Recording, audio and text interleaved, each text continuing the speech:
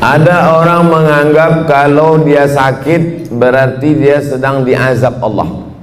Ada orang yang berkeyakinan kalau terbakar, hilang, meninggal itu berarti laknat dari Allah. Ini perlu dibetulkan pemahamannya. Ini keliru, salah. Sakit belum tentu laknat. Justru sakit itu cara Allah untuk menghapuskan dosa-dosa. La yusibul mu'min min nasabin wala wasabin wala saqamin wala syaukin yastakuha. Susah hati, gundah gulana, duri yang menusuk tapak kaki. Itu cara Allah menghapuskan silap, salah dan dosa. Justru yang dianggap laknat itu adalah dalam kitab judulnya Tanbihul Mu'tarin. Tanbih artinya peringatan, Mu'tarin orang yang tertipu. Ada orang-orang tertipu di dunia ini, maka di situ disebutkan nama penulisnya Syekh Abdul Wahab Asy-Sya'rani, ulama besar yang hidup di abad ke-10 Hijrah. Apa kata beliau? Orang yang kena azab adalah orang yang tertidur malam sampai tak sempat tahajud. Nah, itu orang yang sedang kena azab. Tak usah ngaku, diam-diam aja lah. Siapa yang malam ini tak tahajud sampai tertidur, bangunnya menjelang azan subuh, itulah orang yang sedang kena azab atas dosa di waktu siang. Tapi Allah masih sayang sama dia. Dosanya waktu siang itu diazab Allah dengan tidak menikmati manisnya tahajud malam, diazab Allah di dunia supaya di akhirat nanti tak dapat lagi azab. Dosa orang yang melakukan perbuatan maksiat di waktu siang, maka diharamkan Allah mendapatkan manisnya, nikmatnya munajat, bersujud, berdoa di tengah malam. Nah, jadi banyak yang kita anggap azab sebenarnya bukan azab. Miskin bukan azab, susah bukan azab, risau bukan azab, duri menusuk tapak kaki bukan azab, dilaporkan ke Mabes bukan azab. Saudara yang dimuliakan Allah Subhanahu wa taala, justru azab adalah ketika tertidur lelap sampai azan subuh tiba. Alhamdulillah, malam ini yang paling afdolnya tahajud itu jam berapa Pak Ustaz? Sepertiga malam. Malam itu dihitungnya sejak jam berapa? Dari mulai setelah Isya. Jadi ngitungnya dari jam 8, 9, 10, 11, 12, 1, 2, 3, 4, 5 dibagi 3, 9, 10, 11, 12, 1, 2, 3, 4, 5. Begitu cara membagi malam itu. Maka yang paling afdal adalah 12, 1, 2. Itu makanya ada ustadz dulu menjelaskan, kapan waktu yang afdal sholat tahajud ustadz? Ya agak-agak jam 2 lah. Tapi zaman Nabi tak ada jam. Dari mana Ustaz tahu jam 2? Ustaz kau tanya-tanya. Udah begitu dari dulu. Nah, cara ngitungnya begitu. Ngitung malam itu dari azan Isya ke azan subuh. Nah, jadi kalau dihitung dari jam 8 azan Isya, 9, 10, 11, 12, 1, 2, 3, 4, 5. Jadi kalau saya tahajud jam 9 Pak Ustaz, sah. Tapi waktunya tak afdal, tak utama. Dia mau pergi naik pesawat ke luar negeri, pesawatnya jam 11. Habis Isya itu sholat dia. Tapi tak ada tidur dulu. Kalau tidur dulu namanya tahajud. Kalau tak ada tidurnya namanya qiyamul lail. Itu beda tahajud sama qiyamul lail. Tak dapat tahajud karena tak tidur, dapat qiyamul lail. Jangan menunggu tidur sampai tak tahajud. Kau kenapa tak pernah sholat malam? Itulah aku payah, aku kalau udah tidur nih azan subuh baru bangun. Maka ma la yadraku kulluh la yutraku kulluh. Kalau tak dapat semuanya, jangan tinggalkan semua. Tak dapat di awal waktu, di tengah waktu 12, 1, 2 bagus, tapi berat. Banyak di antara bapak ibu yang siangnya terlalu lelah sehingga waktu malamnya pun payah. Maka bangunnya udah mau azan subuh jam 5, bangun jam 4. Apakah hilang tahajudnya? Tetap jam 4 tetap bangun tahajud. Yang paling bagus sekali adalah mandi di waktu subuh. Kenapa begitu? Oh, mandi waktu subuh ini kan kena rematik Pak Ustadz. Yang rematik itu dari azan maghrib ke jam 12 malam. Makanya dilarang, banyak sebagian orang meyakini jangan mandi maghrib, nanti dicubit hantu, biru-biru kulit. Pergeseran waktu siang dan malam. Dulu anak-anak kecil selalu dilarang, jangan lari-lari, jangan lari-lari maghrib, banyak setan. Nah, yang tak boleh itu adalah dari mulai tenggelam matahari sampai jam 12 malam. Adapun dari jam 1 ke subuh, bahkan ada terapi penyembuhan mandi malam, sehat, segar bugar. Oleh sebab itu maka bagus bangun malam mandi, tapi tak sampai pada wajib hukumnya. Apalagi dia banyak silap salah berdosa, kemudian mandi taubat, dia diniatkannya mandi taubat, bagus sekali. Ma min muslimin yuznibu dzamban, ada orang silap salah buat dosa, summa yatatahhar, bersuci dia. Suci ada 3, mandi, wudu, tayammum. Yang tak bisa mandi, wudu pun tak bisa, kata dokter tak boleh kena air. Kalau kena air mati. Tayammum, belajar tayammum bagus. Yang tak bisa tayammum, tak mungkin tak bisa tayammum. Tak bisa tayammum sendiri, ditayamumkan. Boleh dia ditayamumkan, diajarkan tayammum. Tayammum tak bisa, mati je lah. Habis sudah batas limit waktu untuk beribadah kepada Allah Subhanahu wa ta'ala. Kenapa kita masih hidup malam ini? Banyak orang lebih muda dari kita, lebih sehat dari kita, lebih hebat dari kita, mati. Orang kalau nengok saya banyak, wah, aku tengok gaya Ustaz ini tak lama lagi nih, gitu. Banyak orang yang lebih sehat dari saya mati duluan. Saya hidup. Ustaz sering-sering jogging biar agak segar sedikit. Banyak habis jogging mati. Tapi jangan takut jogging gara-gara ini. Yang olahraga tetap. Kita sehat hidup hari ini bukan karena olahraga. Kita hidup ini bukan karena rajin check up. Kita hidup ini bukan alladzi khalaqal mauta, Allah yang menciptakan mati, wal hayata, Allah menciptakan hidup dan mati. Untuk apa dibuat Allah ada hidup ada mati? Liyabluwakum ayyukum ahsanu amala.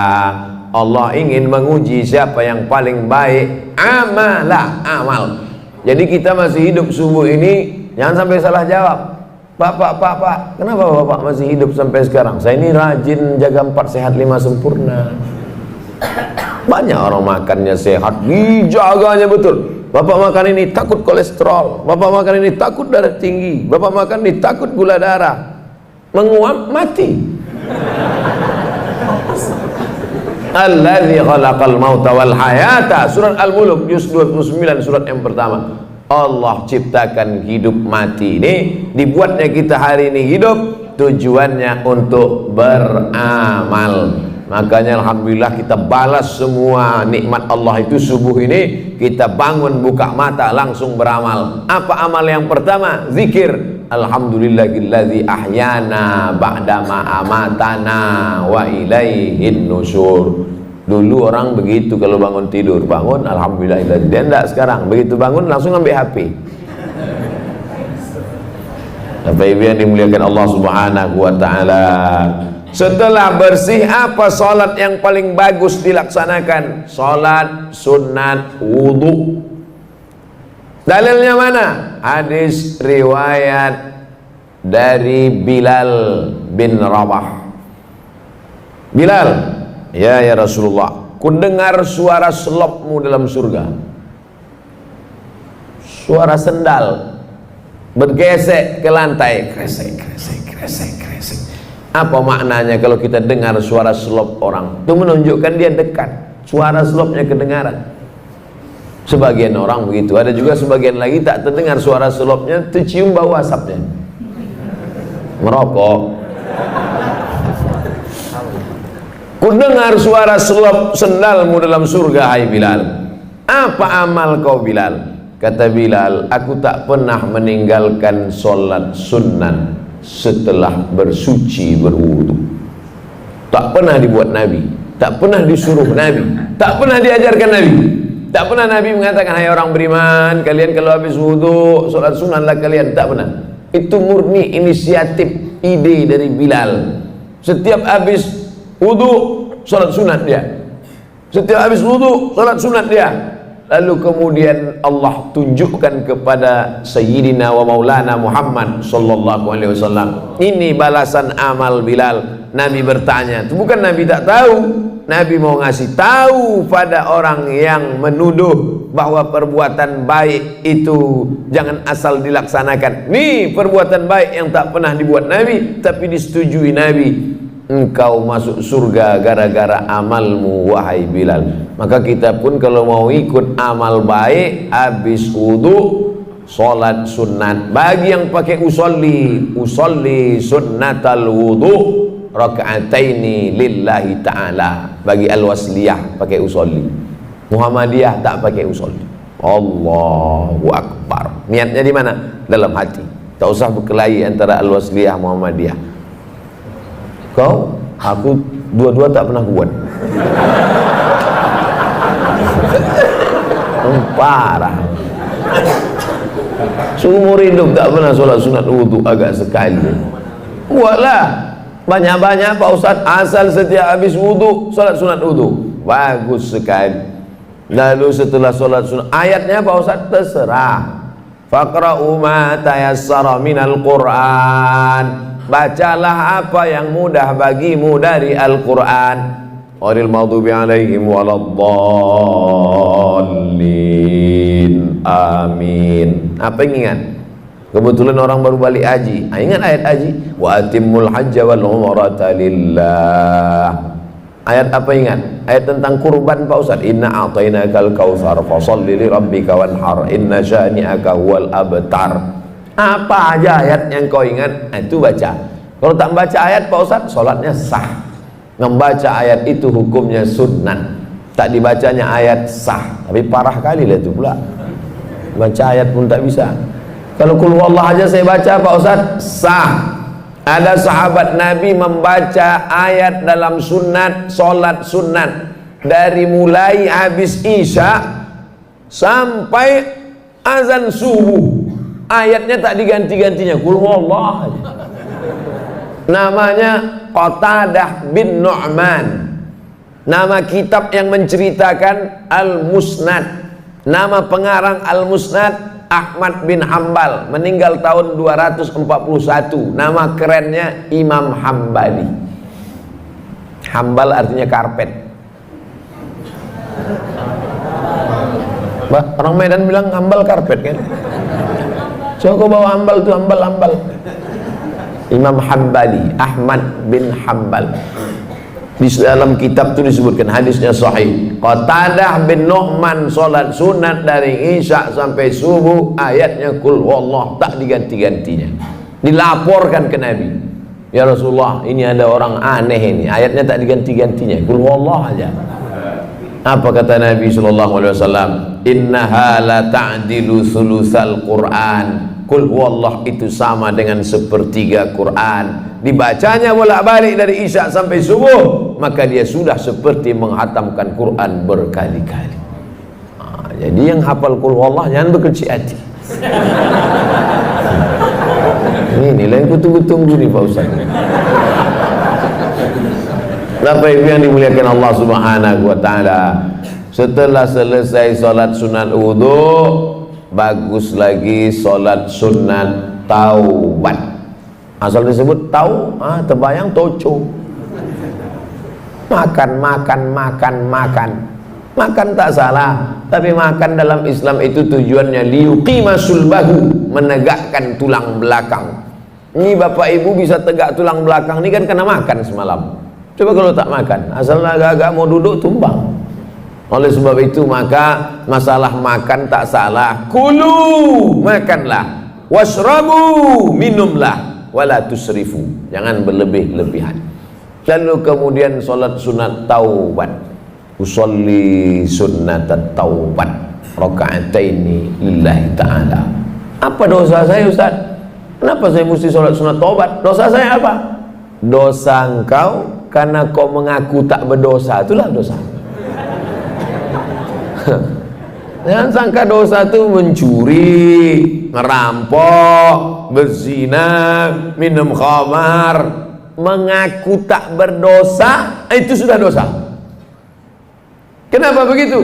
Karena Nabi Muhammad sallallahu alaihi wasallam, apa kata Nabi? Inni tubtu ila rabbi, aku bertobat sehari semalam.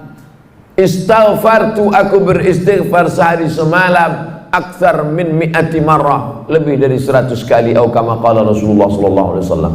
Apa dosa Nabi? Mana ada dosa dia? Dia bukan pernah buat dosa berzina, makan haram. Tak ada dosa dia. Di zaman jahiliyah pun orang jahiliyah menggelar dia Al-Amin, orang paling jujur dan amanah. Ternyata diteliti ulama, kenapa Nabi itu istighfar taubatnya sampai 100 kali sehari semalam? Apa salah dia? Karena dia menghitung lupanya dihitung sebagai dosa. Lupa dia dihitung dosa. Kalaulah lupa kita ini dihitung dosa, tak ada kita ini masuk surga. Dalam sembahyang pun kadang lupa. Allahu Akbar, nampak kunci dalam laci. Fawailul lil musallin. Kata siapa? Kata imam. Ayat yang kedua, rakaat kedua tadi. Alam tara kaifa fa'ala rabbuka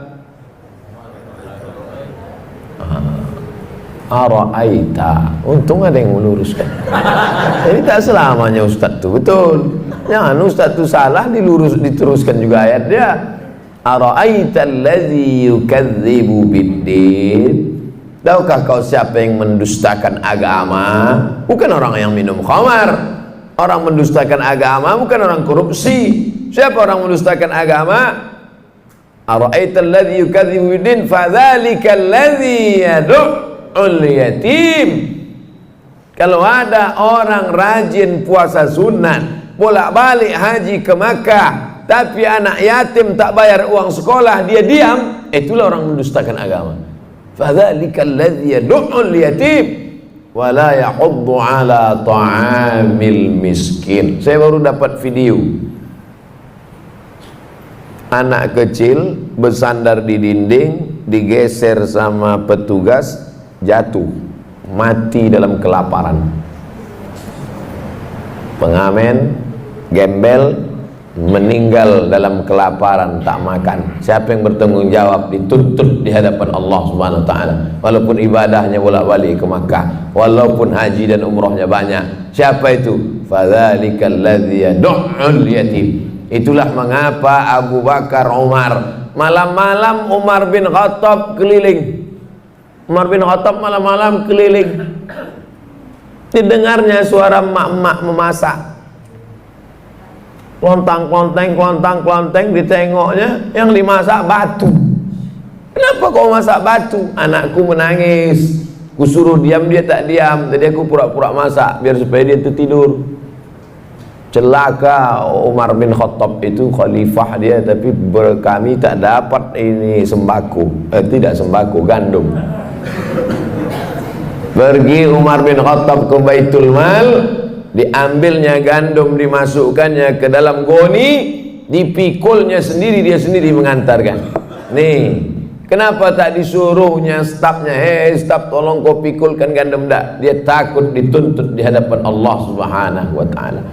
Berjalan lagi Umar bin Khattab di suatu malam, belusukan dia tengah malam, didengarnya ada suara ibu-ibu menyuruh anak gadisnya membungkus air susu kambing. Bungkus nak, bungkus. Ya mak, bungkus cepat sikit, besok kita jual. Ya, kau campur sikit pakai air. Campur pakai air.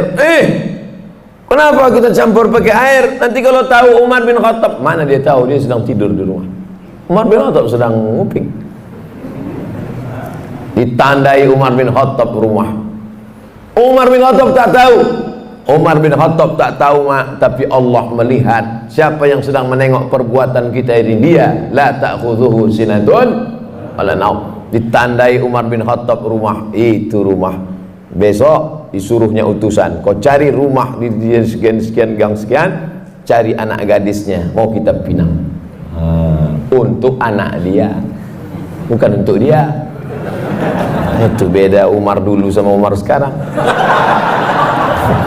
Yang namanya Pak Umar yang tersinggung pula. Itu singgung, sakit hati, melapor juga ke polisi. Payah kali lah ceramah ini sekarang. Begitulah orang-orang yang merasa tak berdosa, ternyata kalau dihitung dosa menurut Nabi Muhammad SAW, ditengok dosa menurut Umar bin Khattab, dosa yang sekarang kalian tengok sebesar ujung rambut, di zaman sahabat Nabi menengok itu sebesar bukit Uhud. Dosa yang kalian tengok sekarang sebesar ujung rambut, di zaman Nabi sebesar bukit Uhud. Begitulah orang sekarang menyepelekan dosa. Kau kan berdosa. Alah, tak banyak kali. Tetangga kita lebih parah dari curi. Menyepelekan dosa. Dosa besar, dosa kecil, bukan ditengok dosanya, tapi di hadapan siapa dosa itu dilakukan. Bukan ditengok besar kecil dosa, tapi di mana dan di hadapan siapa dilakukan. Ngupil, maaf cakap, ngupil, ngorek tai hidung, mana pula dosa itu? Carilah ayat Quran yang melarang ngorek hidung, tak ada. Tapi coba kalau dilakukan di istana negara, diliput 10 stasiun TV live. Diundang ke istana, dapat penghargaan, pas sedang duduk-duduk ngupil. Semua TV, RCTI, SCTV, MNC TV, TVRI, semua live. Itu jadi berita besar apa tak besar? Besar. Semua orang menengok. Kalau perbuatan kecil ditengok orang banyak menjadi besar, bagaimana dengan perbuatan kita yang disaksikan oleh yang maha besar? Oleh sebab itu maka jangan pernah menyepelekan yang kecil. Inti yang ingin saya sampaikan, jangan sampai merasa tak berdosa. Kita ini banyak silap, banyak salah, banyak salah. Apa dosa saya? Apa dosa saya? Apa silap saya? Saat kau merasa tak bersalah, tak bersilap, tak berdosa, saat itu engkau adalah orang paling banyak berbuat silap, salah dan dosa. Yang paling afdal sholat sunat taubat. Yang sudah melaksanakan alhamdulillah, yang belum besok malam mudah-mudahan masih hidup lagi. Setelah sholat sunat taubat, ini mesti, ini Pak Ustaz, namanya juga sunat. Ini kan cerita kita ini sunat, bukan wajib. Kalau perintahnya kuat, wajib. Kalau tidak kuat, sunat. Larangannya kuat, haram. Larangannya tak kuat, makruh. Tak disuruh, tak dilarang, mubah. Ini 5 kotak ini jangan digeser-geser. Perintahnya kuat, wajib. Tak kuat, sunat. Larangannya kuat, haram. Kurang kuat, makruh. Tak disuruh, tak dilarang, mubah. Jangan digeser. Yang sunat dinaikkan ke wajib, yang makruh dinaikkan ke haram. Sesak napas orang. Udah diatur itu semua sama ulama fikih. Nama ilmunya fikih. Orang yang paham fikih itu disebut faqih. Itu tuan faqih itu. Apa arti faqih itu? Entahlah, dari dulu dah gitu, saya kok tanya. Nama ilmunya fikih. Nama orang yang berilmu tentang fikih itu namanya faqih. Jamaknya fuqaha. Sudah begitu menurut para ulama fuqaha. Ya. Kata Ustaz itu tadi fuqaha. Iya, fuqaha. Fuqaha itu apa? Ya, ulama-ulama juga lah. Ada ulama tafsir, ada ulama hadis, ada ulama fikih. Jamaknya fuqaha. Setelah sholat sunat taubat, sholat sunnat tahajud. Usolli sunnat tahajud raka'ataini lillahi ta'ala. Salatul laili masna masna. Salat malam itu 2 rakaat salam, 2 rakaat salam, 2 rakaat salam, 2 rakaat salam. Berapa rakaat Pak Ustaz? Nabi Muhammad SAW 8 rakaat. Saya tak sanggup Pak Ustaz 8 rakaat. Jadi kalau saya buat 2 rakaat, jadilah daripada tidak sama sekali. 2 rakaat. Ada orang-orang dulu pernah membuat 2 rakaat nih Pak Ustaz. Ada. Utsman bin Affan pernah buat 2 rakaat. Rakaat pertama 15 juz.